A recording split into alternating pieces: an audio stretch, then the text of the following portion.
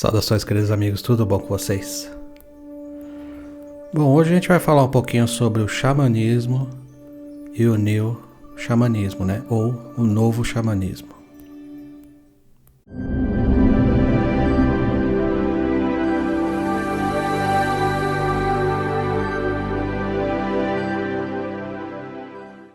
Pois é, quando a gente fala de xamanismo, né, a gente imagina que todos os ensinamentos que chegam até nós, né, fazem parte dos xamãs, né, dos índios, né? Mas não é bem assim. Na verdade, boa parte daquilo que aprendemos aqui, né, nós, pessoas da cidade, aprendemos, passou já por algum tipo de filtragem e algum tipo de ensinamento adaptado, né? Muito raramente chega um ensinamento puro xamã até nós, né? Geralmente passa já na mão de algum homem branco. Esse, por sua vez, já fez diversos cursos, né, de terapia e tudo mais, e ele adapta, né, ele adapta o ensinamento xamã a uma nova realidade, né? Então nós temos, vamos dizer assim, né, no new xamanismo, um ensinamento baseado no xamanismo, né? Baseado às vezes bem remotamente, né? Às vezes o ensinamento a pessoa pensa que é xamã e na verdade não é, né? Por exemplo, o reiki xamânico, né? Eu acho que o reiki xamânico está bem longe de xamanismo. Por mais que se tenha a ideia da pagelança, do ritual de cura, né, dos xamãs, mas quando a gente já mentaliza símbolos, alguma coisa, a gente sai muito do xamanismo primordial, né? Do xamanismo ancestral. Bom, há seu lado bom e lado ruim, né? Eu não vim aqui dizer que o new xamanismo é de todo mal, mas eu queria abrir os olhos um pouco de vocês para uma realidade, né? Primeiramente, eu pratico, do modo que eu gosto do xamanismo, eu pratico o new xamanismo, né? Porque eu não tenho acesso direto à floresta, eu não estou no meio de uma tribo, eu não fui treinado por uma tribo com seus ensinamentos, seus rituais. Então tudo que eu tenho, tudo que eu sei de xamanismo é fragmentado de diversos povos. E muito desses fragmentos são adaptações, né? Então, fora o que eu incluí, né, com a minha própria sabedoria. Então é um new xamanismo, new, né? Novo do novo do novo. Sofreu várias atualizações, né? Nem tudo que eu peguei como a fonte eu tenho utilizado da maneira que eu aprendi. Para mim, de repente, eu percebi que adaptando isso ou aquilo se tornasse melhor para mim, para o meu entendimento, para a minha prática. Então, o meu xamanismo é um xamanismo atualizado diversas vezes, né? E a gente tem isso, né? O homem branco ele tem um encontro do xamanismo com essa atualização, né? Coisas do mundo todo, mas nem sempre a pessoa consegue rastrear, né? Ela só entende que é xamã. Mas se você chega numa tribo brasileira, uma tribo que está isolada, você percebe que é uma outra realidade, um outro ensinamento, né? Esse sim seria o xamanismo puro. E o xamanismo puro nem sempre é igual, né? As tribos elas são diferentes. Assim como a gente usa os animais de poder, né? Aqui a gente falaria espírito animal, né? Hoje muito das tribos brasileiras já até falam, entende animal de poder, mas não existia o animal de poder em si, a palavra totem, por exemplo. Era o espírito animal, né? Se vestia com espírito animal. E outras coisas, como o tambor, por exemplo, nem é brasileiro, vamos dizer assim. A maioria das tribos aqui, se não todas, de sua origem utiliza o maracá, né? Que é o chocalho. Você pode ver que quando há um ritual xamânico legítimo, né, brasileiro, você não acha tambor. Você acha o maracá e os cânticos, né? Hoje a gente usa tambor e maracá no mesmo ritual. Olha o tamanho da adaptação, né?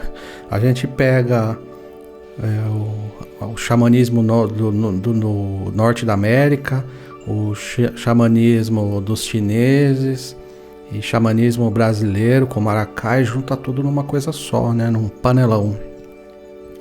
Volto a dizer que eu não estou condenando essa prática, né? A gente percebeu, quando a gente começa a ver esses instrumentos, nós percebemos que podemos harmonizá-los. E de repente a gente começou a criar ensinamentos novos, né?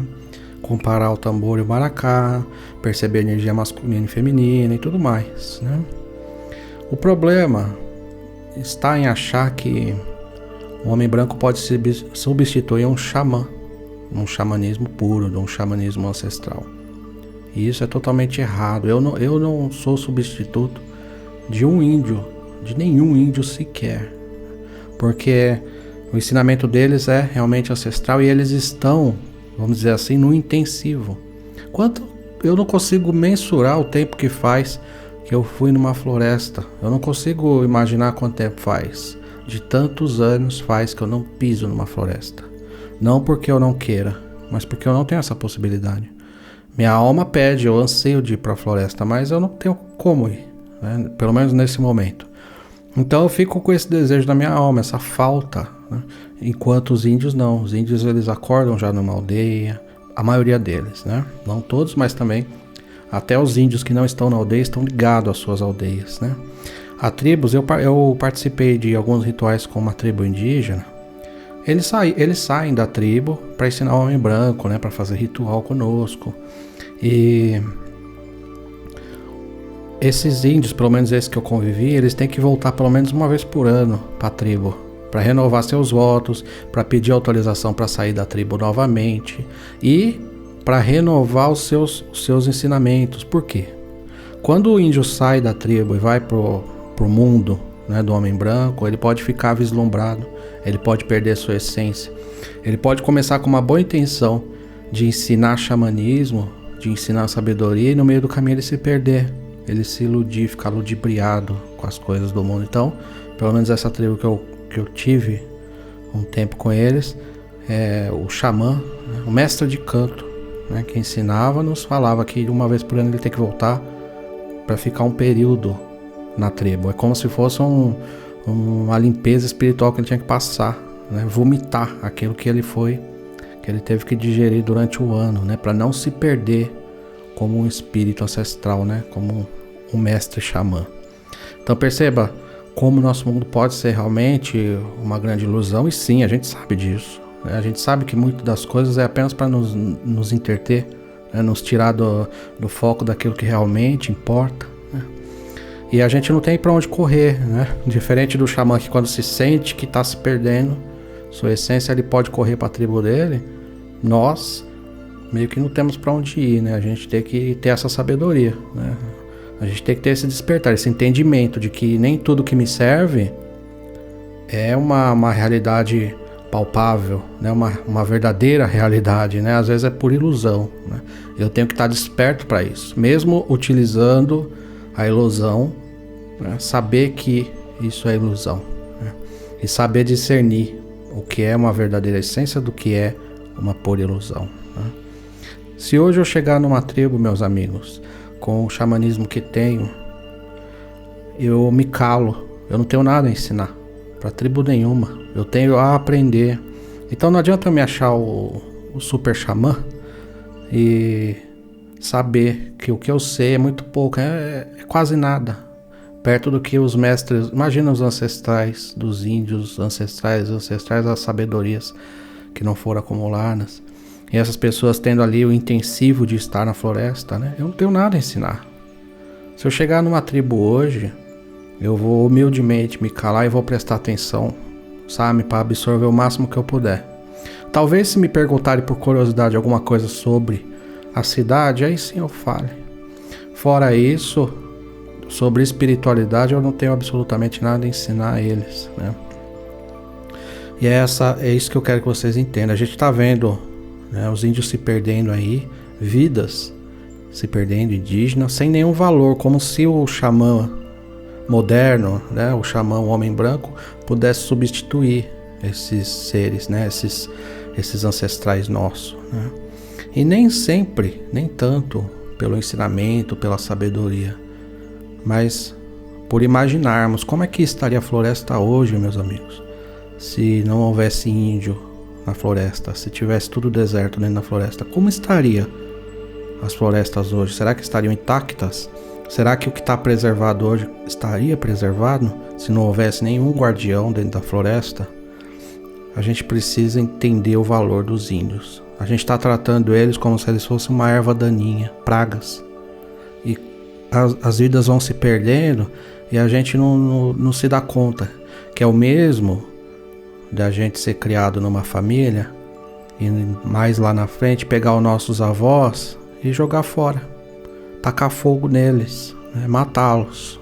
Os avós não servem para nada, não tá dando, não tá produzindo, né? É mais ou menos isso.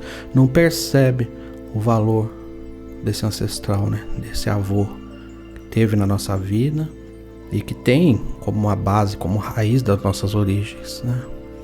Eu acho uma pena muito grande quando eu vejo um índio abandonando toda a sua filosofia, toda a sabedoria dos seus ancestrais por causa de uma religião do homem branco. Eu acho muito triste isso. Eu percebo que é uma tribo de tolos. É uma tribo de tolos. Imagina, eu sou pajé de uma grande aldeia e eu sei que antes de mim vieram vários e todos esses aprenderam com a floresta, né? A sabedoria que possuo foi me transmitida através da floresta. E de repente vem um homem branco com uma religião, ele vem geralmente muito simpático, muito sorridente, e eu me deixo levar, né, por essa simpatia, abandono tudo que meus ancestrais passou, todos os ensinamentos. Eu pego esses ensinamentos e classifico como mal, né, porque esse meu amigo visitante está me dizendo isso, e abraço toda a doutrina desse meu amigo visitante. Percebe como é tolo isso? Não estou dizendo que o índio não pode escolher o seu caminho. Ele pode sim, ele pode querer abandonar a sua doutrina, os ensinamentos dos seus ancestrais para seguir qualquer outra coisa, desde que ele faça isso de uma maneira consciente, né? Não é no primeiro que aparece na tribo sorridente que eu vou abandonar tudo, não é assim. Se eu tô sentindo falta de alguma coisa naquilo que sei, na espiritualidade que professo, então eu preciso fazer uma pesquisa mais ampla, né? Eu preciso conhecer o que tem no mundo, não cair na primeira, né? Então é uma tribo de tolos, a tribo que vai no primeiro sorriso, né? Que abandona tudo, que sabe toda a sabedoria, né? Por causa de uma ilusão, né?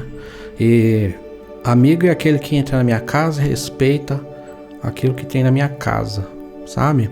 Se a espiritualidade se eu já tenho espiritualidade na minha casa, essa pessoa só vai ser meu amigo se ele souber entrar na minha casa e respeitar. Ele não precisa seguir o que a minha casa gosta, o que eu gosto, mas ele não vai entrar na minha casa e querer mudar os costumes, né? Ele não vai olhar e começar a condenar as coisas dentro da minha casa, em querer mostrar uma coisa melhor para que eu siga uma coisa melhor. Ele não vai fazer isso.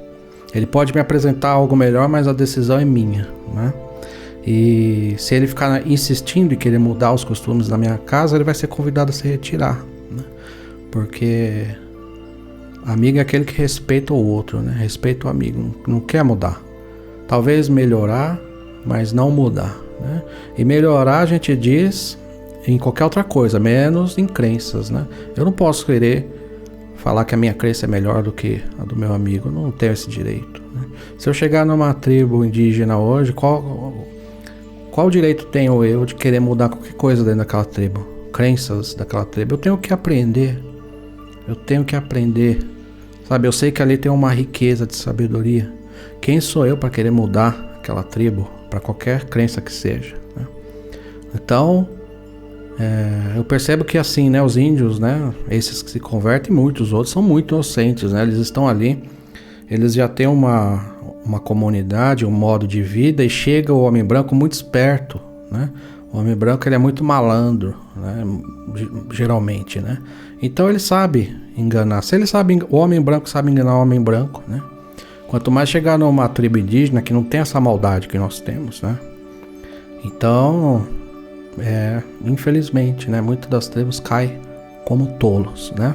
A tribo de tolos, né? Aquela que é capaz de abandonar toda a origem, toda a ancestralidade, ensinamento, até o primeiro membro da sua tribo abandonar tudo isso por causa de uma conversa fiada, né?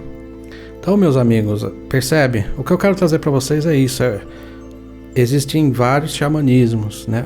Ou xamanismos puros, né? Cada tribo você vai encontrar um tipo de xamanismo, tá? E existe o neo-xamanismo, que é uma coisa extremamente recente e muitas das vezes ilusória, tá? Tem muito xamã branco que se acha assim um mestre ascensionado, tá? Isso é um erro gravíssimo, tá? Não existe. Se dentro de tribos já não existe santo, você imagina então fora delas, né? Entre nós, entre o homem branco, né?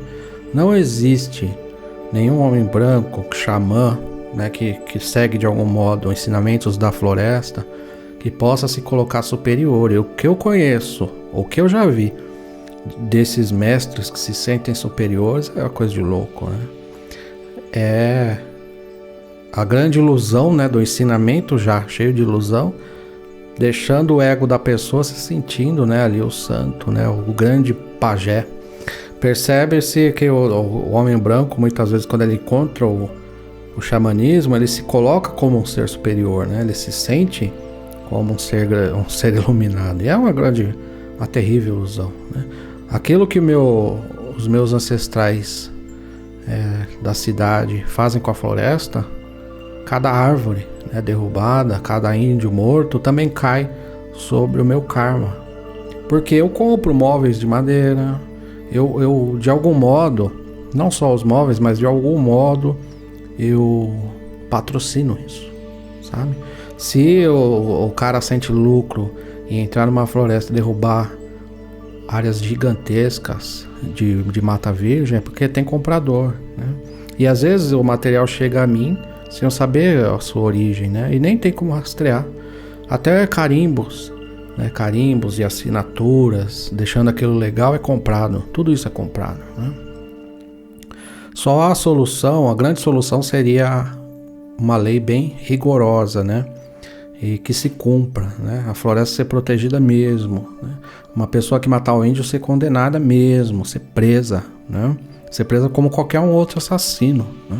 A pessoa matou, vai presa. E parece que quando se trata de índio, é como se fosse aquele cara que maltrata um cachorro, né? Tá mais ou menos no mesmo nível, o crime é menor, parece, porque eu nunca vi ninguém que tenha matado um índio ser condenado, eu não vejo. Eu vejo que assim, foi grileiro, foi fazendeiro, foi coronel do mato, mas eu nunca vi assim condenações rigorosas, né? Fazendeiros perdendo fazenda para indenizar índio, eu nunca vi isso na minha vida, né?